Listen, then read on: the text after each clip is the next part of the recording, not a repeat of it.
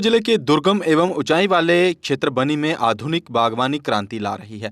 अभी पारंपरिक खेती पर निर्भर रहने वाले स्थानीय किसान अब उन्नत और हाई डेंसिटी किस्मों के सेब उगाकर आत्मनिर्भरता की नई मिसाल पेश कर रहे हैं। पेड़ों पर लदे लाल लाल सेब और बागों की हरियाली न केवल इलाके की सुंदरता बढ़ा रही है, बल्कि किसानों की आय में भी जबरदस्त वृद्धि कर रही है। भारत सरकार की विभिन्न योजनाओं और बागवानी विभाग के तकनीकी सहयोग से जहां के किसान तेजी से सेब उत्पादन की ओर रुख कर रहे हैं।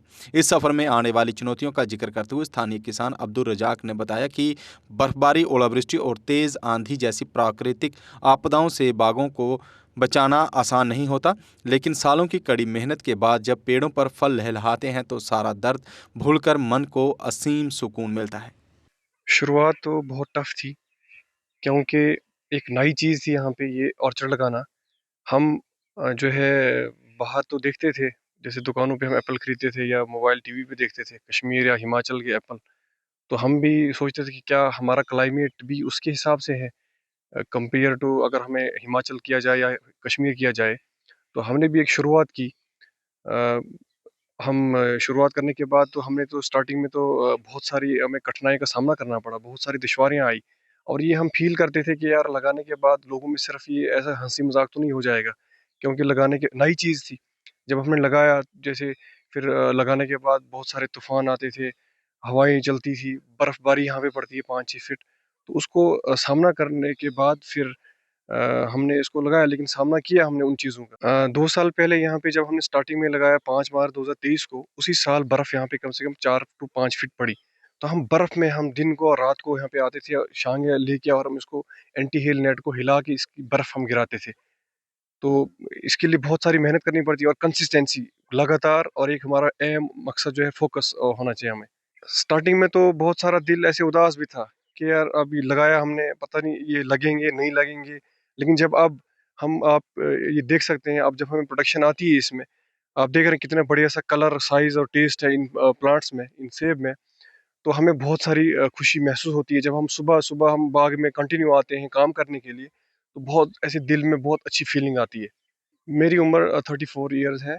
इंस्पायर तो हमने बाकी जगहों पे जैसे हिमाचल हो गया, कश्मीर हो गया, हमने इन जगहों पे देखा बहुत सारे ऑर्चर्ड, ये आजकल जो ऑर्चर्ड ये लगाते हैं अल्ट्रा हाई डेंसिटी जो होते हैं। फिर हमने राब्ता कायम किया हॉर्टिकल्चर डिपार्टमेंट से। फिर उन्होंने भी हमें टूर पे लिया, और उनने भी वहाँ जाके हम बहुत ज़्यादा इंस्पायर हुए। जैसे मैं कश्मीर में हमारे एचडीओ साहब पहले कश्मीर राजबाग में हुआ करते थे, वहाँ पे मुझे बहुत सारी जगहों पे लेके मैं उन वहाँ से जो ज़्यादा इंस्पायर हुआ, ताकि क्योंकि अगर वहाँ का क्लाइमेट, वहाँ का टोपोग्राफी अगर सेम है, वहाँ भी बर्फ़ गिरती है, यहाँ भी बर्फ़ गिरती है, तो क्या यहाँ पे लग सकते हैं? तो उससे ज़्यादा मैं इंस्पायर हुआ वहाँ जाने के बाद। ये आर्चर जो आप देख रहे हैं, ये एक कनाल में लगा हुआ है। एक कनाल में 166 प्लांट्स लगते हैं। Plant to plant distance 3 feet होता है और रो टू रो का डिस्टेंस 9 टू 10 फीट होता है। 166 प्लांट है। मान लो आप एक प्लांट अगर हमें 10 केजी ये फ्रूट देता है, मल्टीप्लाई 166, ये होता है 1660 केजी।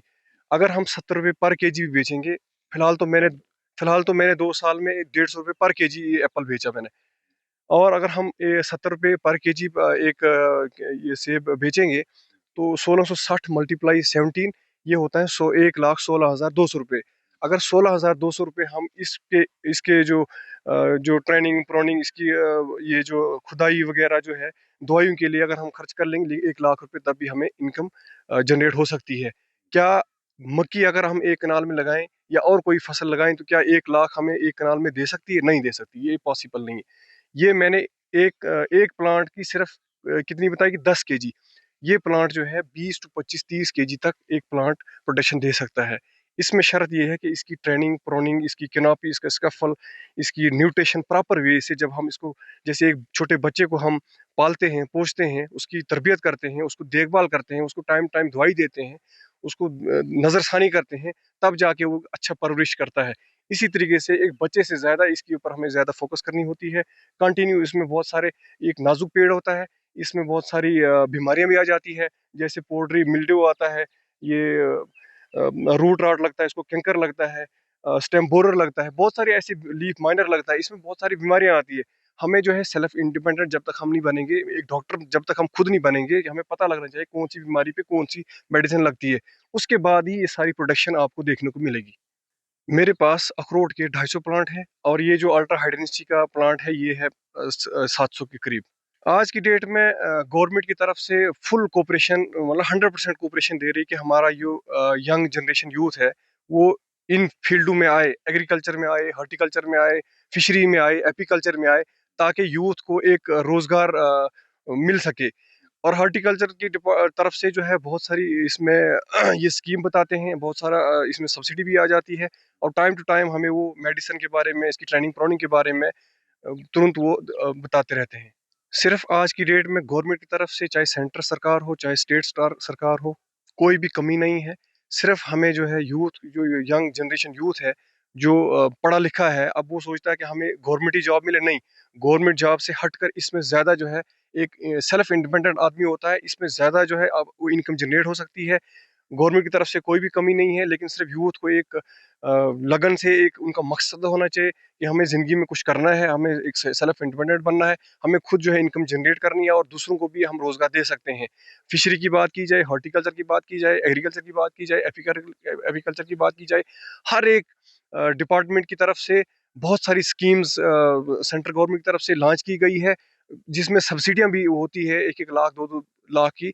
लेकिन उन स्कीमों का हम फ़ायदा नहीं ले सकते हैं, क्योंकि हम जब डिपार्टमेंट के पास जाएँगे, सबके पास थोड़ी बहुत ज़मीन तो है, लेकिन उसका हम प्रॉपर वे से यूज़ नहीं कर सकते हैं। सिर्फ़ एक ही जो है ट्रेडिशनल चला आ रहा है, मक्की मैंने लगाई, उसने लगाई, उसने लगाई। उसमें इतनी ज़्यादा मेहनत है इसमें, और आप देख सकते हैं इसमें, देखो बीच में मैंने बहुत सारी सब्जियाँ भी लगाई है।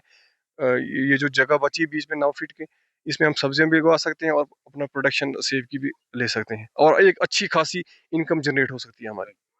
बनी की पहाड़ियों पर हाई डेंसिटी प्रोग्राम के तहत इस समय सेब के बाग जो हैं वो लहलहा रहे हैं, और लाल लाल सेबों के बगीचे के बीच में इस समय मौजूद हूं, और यहाँ पर आप तस्वीरें देख भी सकते हैं, अगर मेरे सहयोगी दिखा पाए कि यहाँ पर जो हाई डेंसिटी प्रोग्राम के तहत, स्कीम के तहत जो बाग लगाए गए हैं, और किस तरह से यहाँ पर जो फलदार पेड़ हैं कितने खूबसूरत नज़र आ रहे हैं।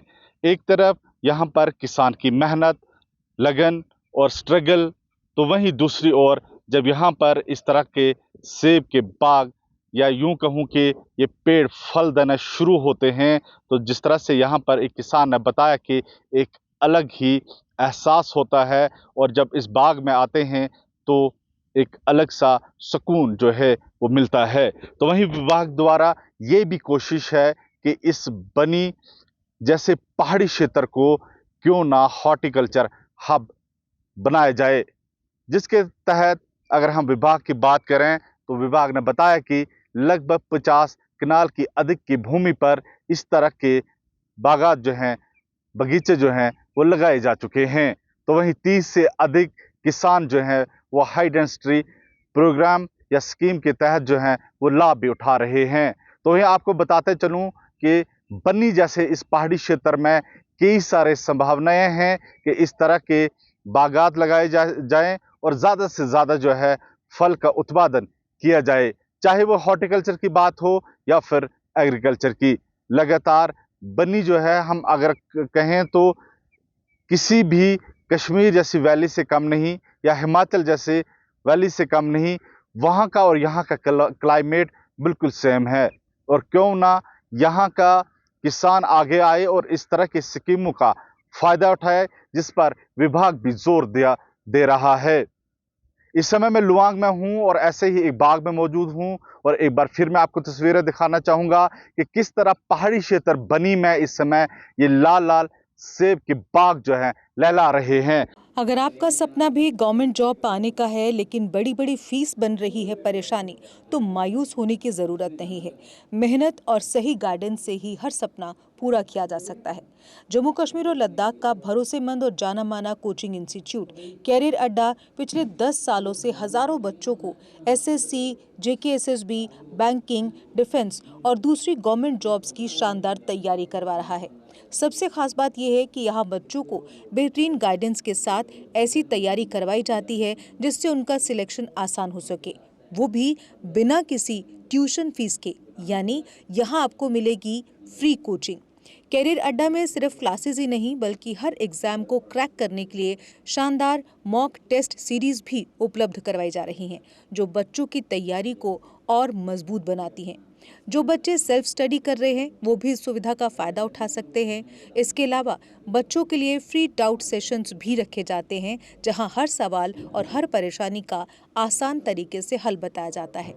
कैरियर अड्डा की मेहनत और बेहतरीन टीचिंग का नतीजा है कि आज 3500 से ज़्यादा बच्चे किसी न किसी सरकारी नौकरी में अपनी खिदमत अंजाम दे रहे हैं। अगर आपका भी सपना 2026-27 में गवर्नमेंट जॉब हासिल करने का है तो देर किस बात की। आज ही जुड़िए कैरियर अड्डा इंस्टीट्यूट के साथ और अपने सुनहरे मुस्तकबिल की शुरुआत कीजिए।